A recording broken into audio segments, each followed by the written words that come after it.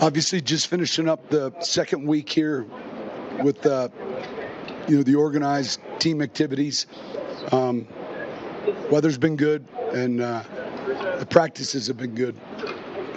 Pleased with the progressions, what we're doing, what we're getting installed, and of course next week we have 3 more days. It's mini camp, but if you were watching, it would look very similar. Any questions? Obviously, Evan Ingram's got a track record in the league. Once you actually have him in your building, you're going through with him, do you find, maybe even things you didn't think about, or is it just, this is exactly? No, I think there are nuances that you always discover with a player, that whether he's a rookie or he hasn't been with you, he's got real good instincts, awareness, zone, man-to-man, that kind of thing. He's doing well. Sean, you're interested in Dobbins? Yeah, he's coming in. I think he got in last night. I think he's in the building, or he's going to be in the building here pretty soon. We'll have a chance to visit with him, and then we'll see where it goes. What was the secret in there? It's just another good football player that we've seen firsthand. I've seen for a while, and just the importance of that position group. We really like the group right now we're working with. It's just another opportunity to possibly bring in another good football player to help us win. Coach, your safety room, you got a lot of depth there after adding Fonga, not just Brandon Jones. What do you want to see for some of those other guys in that room here? Well, I say this, the quickest way is special teams. It's hard to be safety 3 or 4 and not be a contributor. So I think that'll be real important. Marvin Mims, his confidence level as a receiver, how much is it going to help the way he finished last season going into this campaign? Yeah, obviously, I've said this to you before, confidence is born out of demonstrated ability, and you guys have done this long enough. You've seen athletes grow up right in front of your eyes, and that began not just at the end of the season, that began early part of the middle season. So you could see it and certainly feel it now.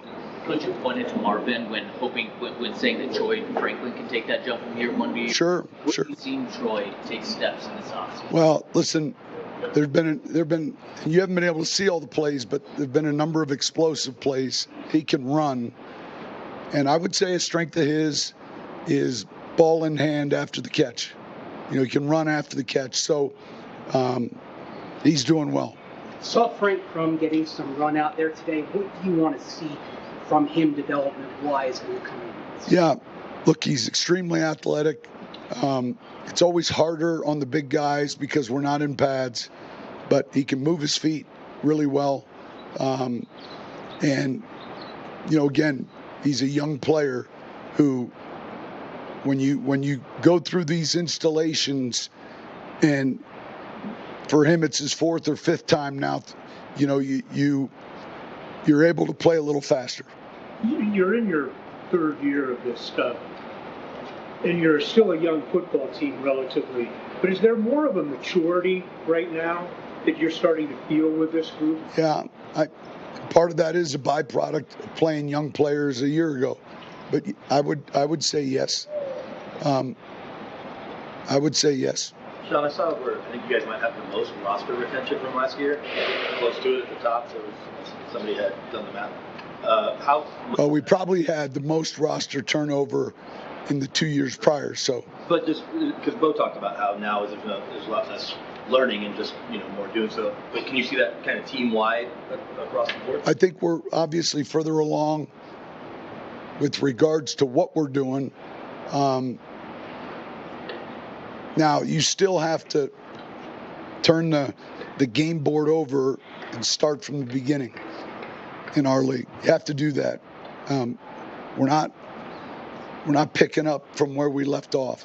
You have to start with the fundamentals, and you get a chance to do that in these sessions. Sean, when you evaluated your O-line last year, some of the metrics outside said they were really good at win block rate in terms of the run game. Did you see that, and where do you expect that group to be, especially specific to the run? Look, that group played well last year, and it's an important group. It's the one group that permeates your building, and so, yeah, when we watch cut-ups where there are runs that we felt like there were more meat on the bone, yes, and we feel like it's certainly a point of emphasis to improve in that area. How important are Valencia roles to that as the veteran outside guy? Yeah, I mean, it's hard to. All five are important in the way they play.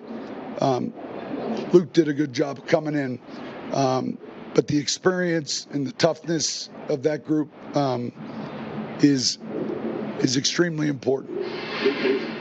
This is kind of the end of the voluntary part. What do you consider good attendance as a coach? You look at who comes. Everyone's here. John will be here next week. Periodically, like for instance, Garrett today had something. It's that time of the year where that's fine.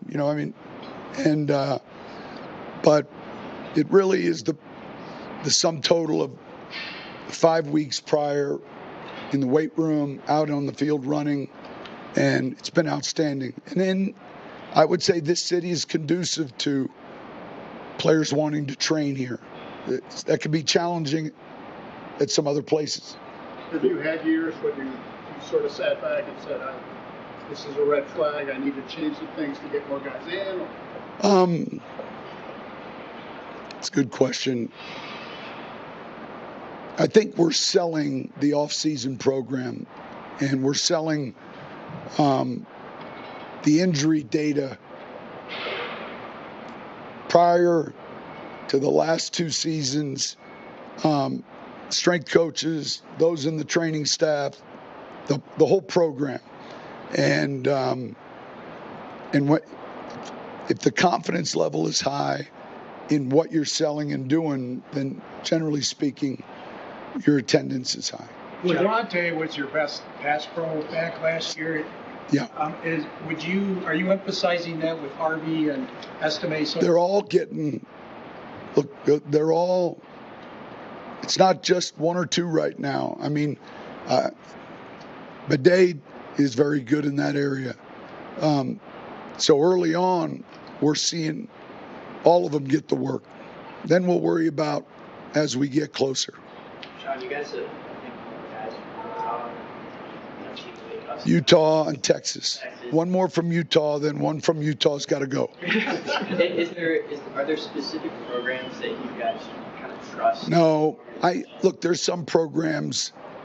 When I was in New Orleans, it was just the way the draft unfolded, but and LSU was winning. We never seemed to be in a position to draft an LSU player, and yet we were in a position oftentimes where an Ohio State player fell. So I had to come to Denver to draft an LSU player.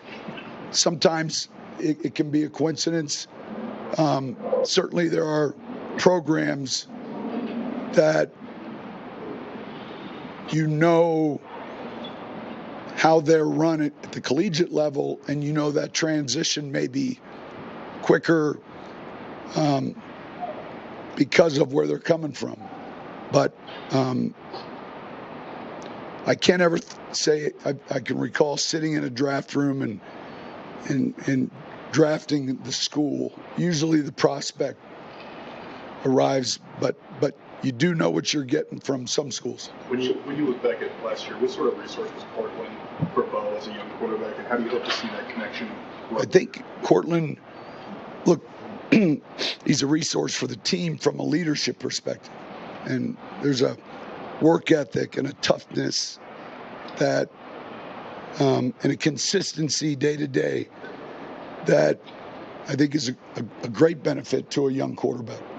Sean, this past couple of weeks, the voters voted unanimously to have NFL guys play in flag football in 2028. And I know it's early, but this past week, Pat Surtain said he has a high interest in playing. There's a separate report that says at least one NFL coach is interested in coaching. Again, forgive me, I know it's early, but It's all good. I mean, like, it's all. if When is that? What year? 2028, and they said whoever plays would be a little bit late for training camp. So I guess my question is, I don't know that we've established that yet. I don't know that the league has looked at whether training camps for a period of time would be. So I think there's a lot of time before we get there, and just that interest in our sport is obviously grown. But yeah, I mean, it's all good. would you ever consider coaching if that was an option to be part of the staff or the first ever Team USA? Yeah, I don't want to answer questions in regards to 2028 when I'm focused on like Friday. Fair. There's I think a sentiment in the analytics community that defense at unit level, there's a higher volatility performance-wise for defense year over year. Have you seen that? Say it again. Defense, there's more volatility year over year in terms of performance than offense. Maybe. Do you sense that, or what do you think? Explain what you mean. That it's harder to maintain being, say, a top 10 or a top 5 defense year after year after year than it is offense. Well, look, it's hard to keep players who are playing well. You can't pay them all. So, in the salary cap structure, you're gonna lose good players. We had a third round in New Orleans where it was Kamara, Alex Anzalone, Trey Hendrickson, all of them in the third round. And in a few years, that becomes difficult. And so, can that impact defense? Yeah. But I don't know that I buy into there's more volatility on that side of the ball than on offense. I think it just depends on the team. Sean, on the defensive line, obviously, And I don't plan on having any volatility with our defense from last year. obviously a lot of talent and experience on the defensive line. You guys have decisions to make. That's obvious. But when you look at the rookies, safety, Q, what are you looking for them right now this year? Well, right now they're acclimating themselves. When we get to training camp, those two, it's difficult in these type of drills without pads.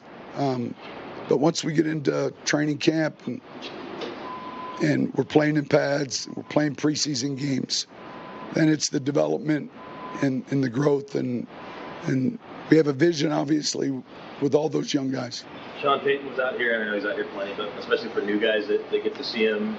Yeah. What's it mean when he? Champ was here yesterday. Yeah. I love when those guys come around. They have an interest in the program, and certainly they're impressionable. Our players know who they are, and it's good seeing them out here. How did you alter your OTA plan using the week this year? I just lost 3 OTAs, and no big deal.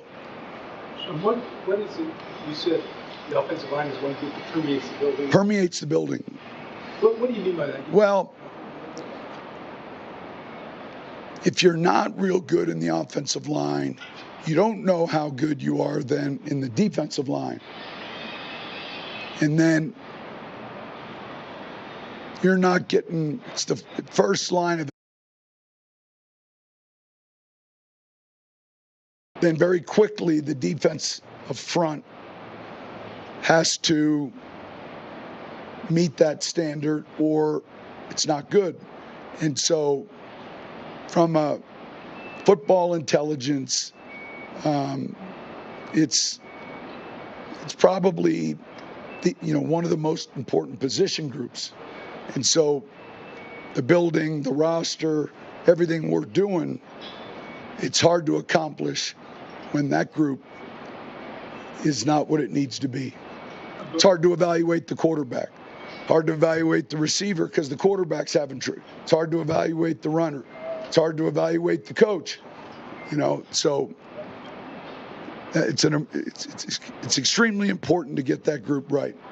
I believe we're getting DJ Jones at the podium. Just how important was it getting him re-signed? It was important. He's important to what we do, both in the run and the passing game. I consider him a leader and real good football player. So why don't we, last question. We've seen Jade kind of play in the slot. He's played both, yeah. Yeah. How has he kind of picked up learning both those positions? He's extremely smart, and he played both at Texas. His instincts are real high. And so you can give him more than maybe some other younger player at the same position. Some guys you might say, hey, let's just leave him at left corner or right corner before we do it. I think he's one of those players that can handle volume. So you feel like he's like Malcolm Jenkins almost, where he could potentially play safety as well? I don't have the same vision that I did for Malcolm. Malcolm came in 09, played nickel, and then went to safety. I see, now I'm not saying he couldn't in a pinch, but what the vision for him is corner, inside and outside. All right, thank you. Cheers, Sean.